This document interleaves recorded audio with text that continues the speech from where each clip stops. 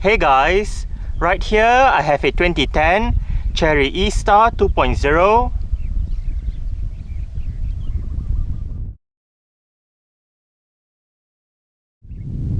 And today I'm going to make a startup and full vehicle tour video of it, show you the features inside and out. So here is the key. Let's go ahead and start it up first.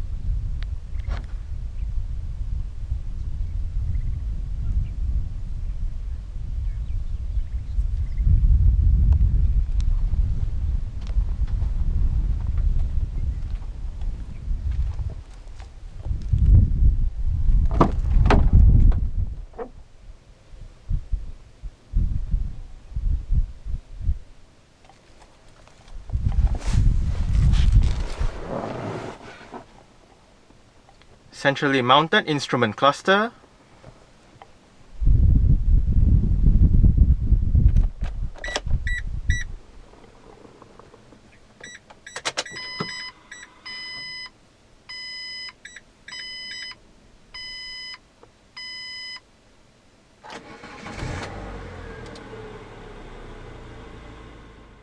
The Eastar comes with a hydraulic rack and pinion power steering system. This Eastar is fitted with an aftermarket leather-wrapped steering wheel.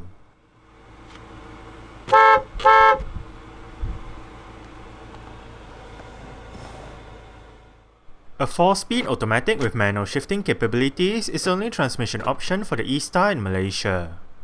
Rear parking sensors are standard. Safety in the Eastar consists of 2 airbags, anti-lock braking system, electronic brake force distribution, and an alarm system with immobilizer.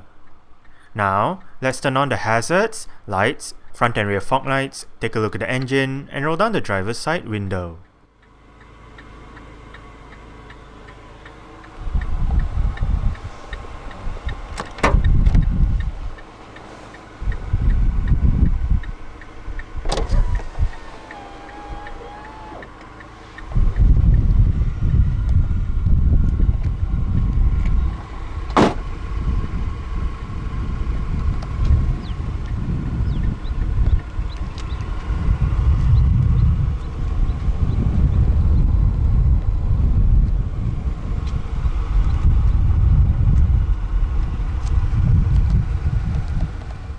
This Eastar is equipped with 16-inch 5 twin-spoke alloy rims with 205/55R16 tires.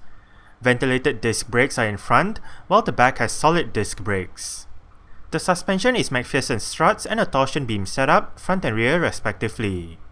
Chery is a Chinese car manufacturer that is headquartered in Wuhu, China. It was first founded back in 1997, and since then, it has manufactured quite a lot of models under its own nameplate and several different sub-brands. While Chery mainly builds and sells vehicles in China, some of their cars are also exported to as well as assembled in other countries. The MPV that is in this video has several different names depending on the location. In its home country of China, it is known as the Chery Cross Eastar or the Rely V5, while in Chile it is known as the Chery Destiny. For the Malaysian market, the imported models were known as the Chery B240, while the locally assembled models were sold as the Chery Eastar. No matter what you call it, the model first came out in 2006 and it was replaced in 2015 with the Chery Arizo M7, otherwise known as the Chery Maxime. Powering this Eastar is Chery's own ACTECO engine with the SQR484F codename. With a 2-litre, dual ovate cams, 16 valves, naturally aspirated inline-4 petrol with multi-point fuel injection configuration, this engine produces 134 horsepower at 5,750 rpm and 180 Nm of torque at 4,400 rpm. Top speed is 170 km per hour and the fuel tank size is 61 litres. The Chery is a front-wheel drive vehicle.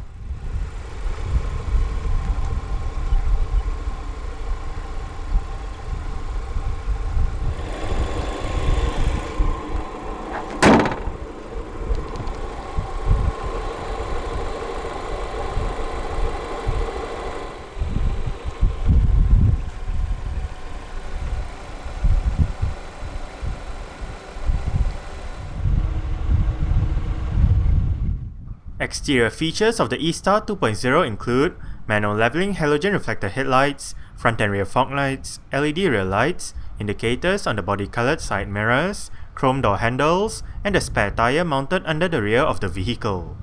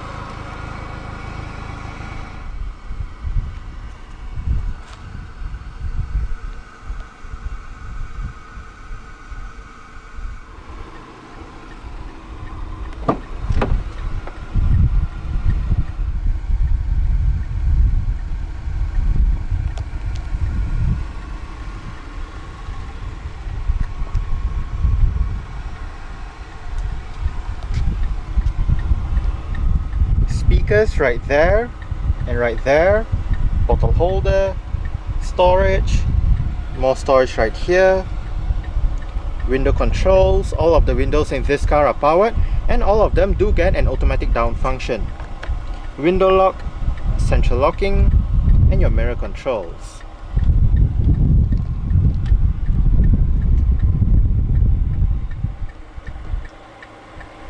This lever adjusts the level of the headlight, while this lever adjusts the brightness of the interior. Storage. Pull this lever to release the fuel door. And the driver's seat in this Eastar does get full manual adjustments.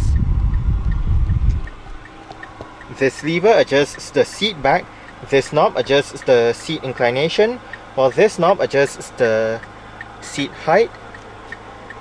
And lastly, this bar down here adjusts the seat position.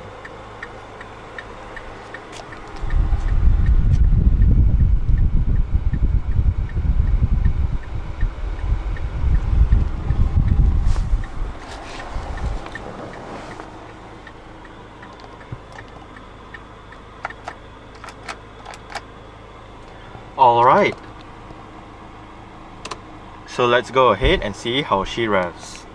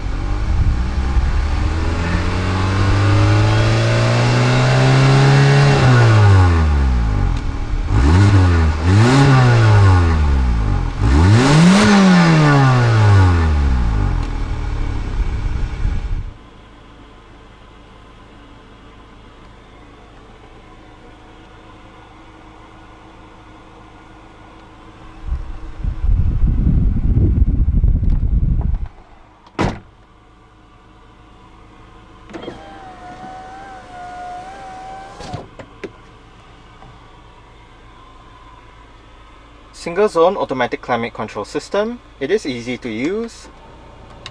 Fan speed, front defrost, air conditioning, different modes, off, automatic mode, temperature, and this button brings up the outside temperature.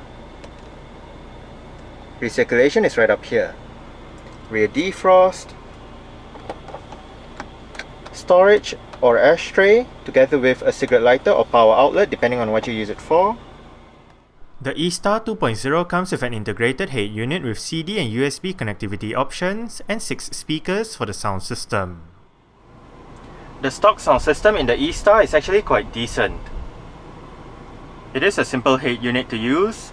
Right above, CD player, eject button for the CD player, various radio buttons, 6 preset stations, C track, mute, SEL brings up the sound system settings, volume and power knob, and to the left, you can select between CD, FM, AM, and USB.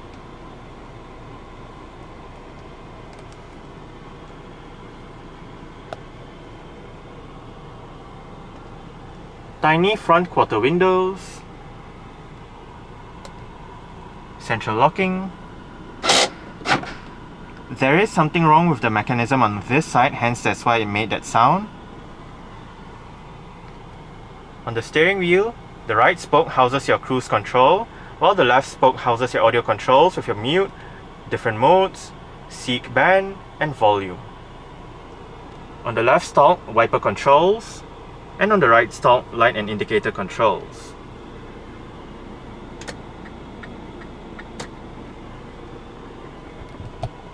The steering wheel in this car is tilt only. You adjust it using this lever right here.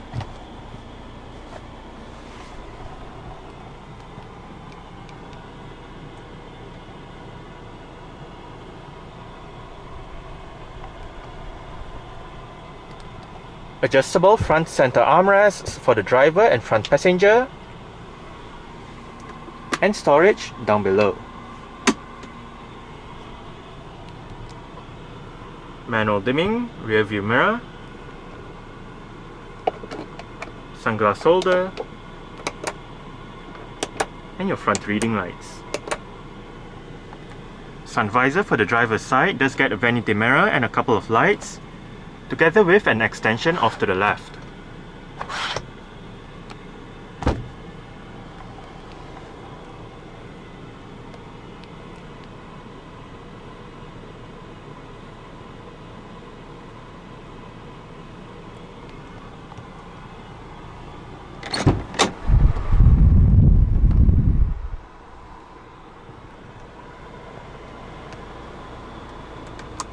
Alright, so I guess that's it for the startup.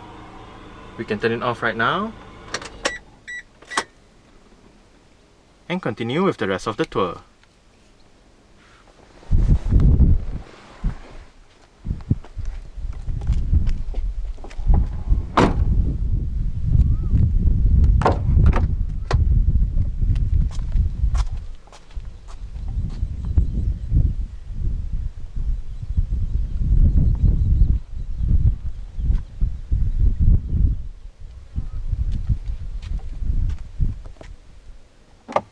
Storage, more storage, bottle holder, speaker, and window control. To gain access to the last row of seats, pull this lever to flip the seat back forward.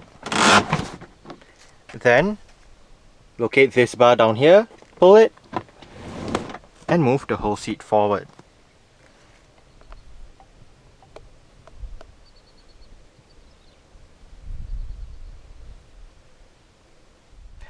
Now that I am in the last row of seats, it is actually not that bad back here, surprisingly. There is a bit of room to stretch out my feet underneath the middle row seats. No legroom for me. And I only get about this much in terms of headroom. My head is nearly touching the roof. But you can adjust the position of the middle row seats, so you can vary the amount of legroom between the middle row and the last row of seats. Just for reference, I'm about 5'7", which is about 1.7 meters tall. On both sides, for the third row, there are grip handles with hooks right above, and storage right there.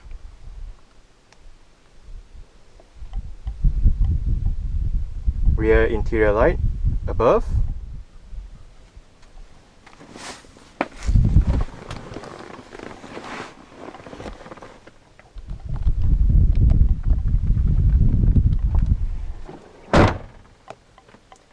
I did set the driver's seat to a position that I would feel comfortable in. I'm about 5'7", which is about 1.7 meters tall, as mentioned earlier on. There is quite a lot of room to stretch out my feet underneath the driver's seat.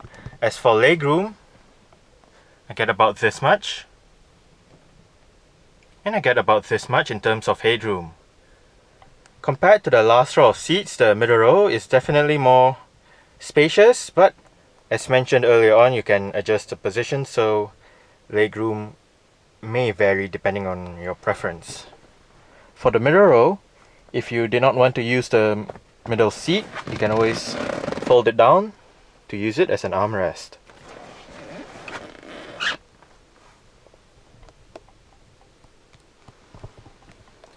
Right above, for both sides on the middle row, are grip handles with hooks.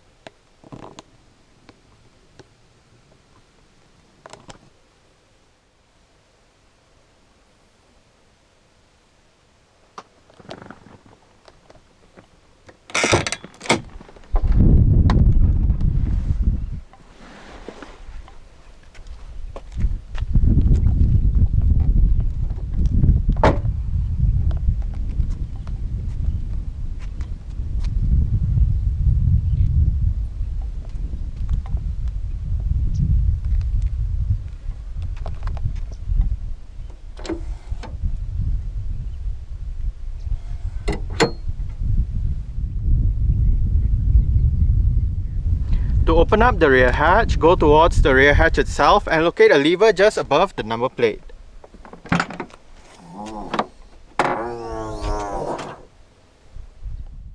The boot space in the Eastar with all the seats in place is of a decent size. If more space is needed, all the rear seats can be folded away. Under the boot floor is some storage and the vehicle's toolkit.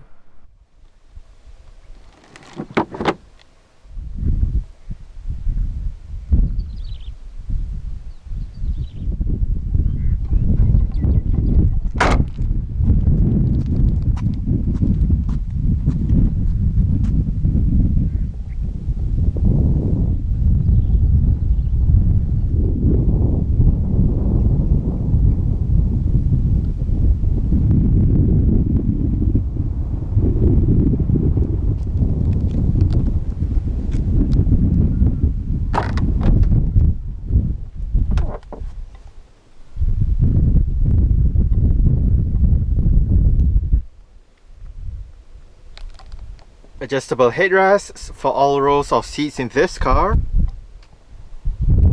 To fold down the 50-50 split folding last row of seats, locate the straps at the base of the seat backs, pull it, and then flip the seat backs down. For the 60-40 split middle row seats, first you have to grab the seat base and flip it forward, then make sure the headrests are all the way down. Locate the lever down there for the left side, and there is another one on that side. Just pull it and flip the seat backs down.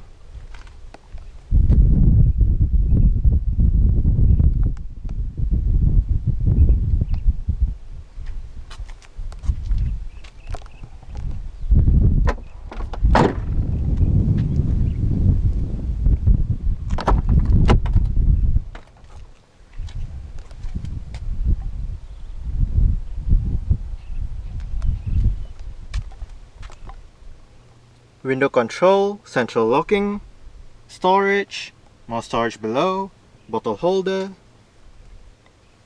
and speakers.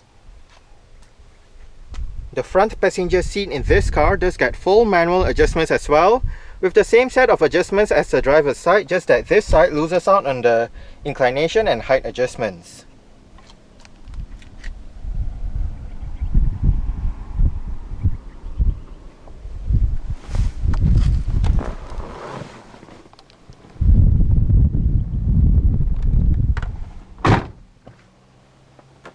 Lockable glove box.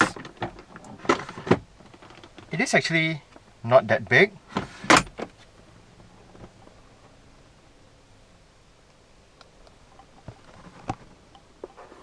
grip handle for the front passenger, and the front passenger's sun visor does get a vanity mirror with a couple of lights as well. You do get the same extension for this side too.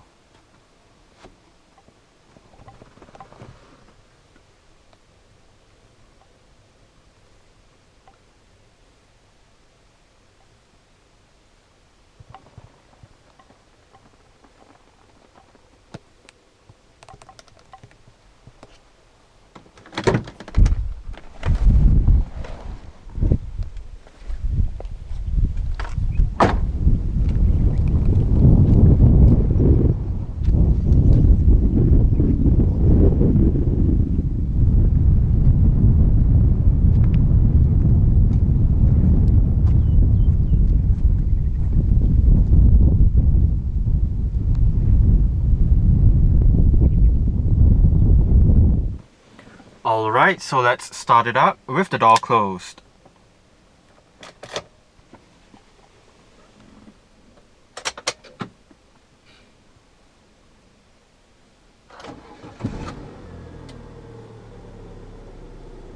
Alright, so that's it for the startup and full vehicle tour video of this 2010 Chery Eastar 2.0. Thanks for watching and goodbye.